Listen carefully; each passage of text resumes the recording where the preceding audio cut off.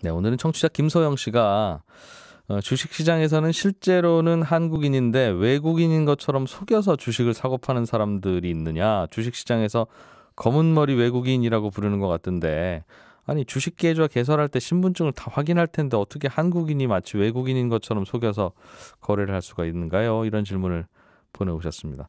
주식시장에서는 외국인 매매를 따라하는 분들이 많아요. 외국인이 사면 나도 사고 외국인이 팔면 나도 팔고 그런 분들이 많기 때문에 실제로는 외국인이 아니면서 마치 외국인인 것처럼 속여서 주식을 사고 파는 분들이 있습니다. 이런 투자자들을 속칭 검은머리 외국인이라고 합니다. 그런데 이게 어떻게 가능하냐는 질문인데 우리나라 주식시장에서 외국인으로 분류되는 경우는 딱 두 가지인데요.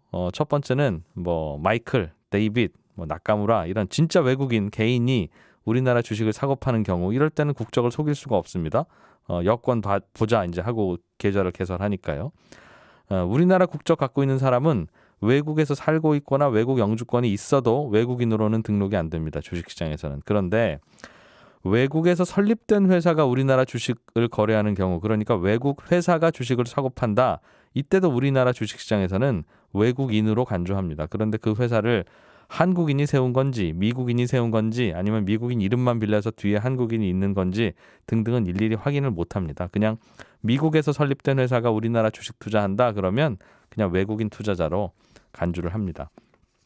그러니까 한국인인 김서방이 말레이시아에 회사를 하나 세우고 거기에 돈 보내고 그 회사 명의로 주식 계좌를 터서 주식 거래를 하면 이제 김서방이 주식 거래할 때마다 우리나라 주식시장에서는 외국인이 사고 파는 걸로 통계가 집계가 되고요. 이런 경우를 검은머리 외국인이라고 하지요. 예. 그럼 김서방은 왜 이런 짓을 굳이 하느냐? 이제 외국인인 척 위장해서 거래를 하면 우리나라 투자자들이 따라서 투자를 하니까 그 효과를 노린 경우도 있고 상장회사의 대주주가 외국에 돈을 빼돌린 후에 그 돈으로 자기 회사 주식을 사놓고 나중에 이제 우호 지분으로 활용하는 경우도 있습니다.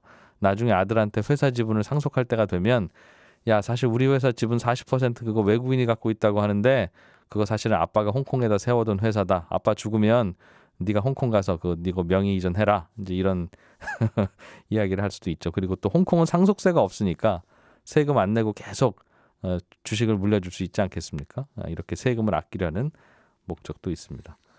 친절한 경제였습니다. 알아야 될 것들 많이 안내를 해주고 눈높이에 딱 맞는 만인의 경제 과외 선생님.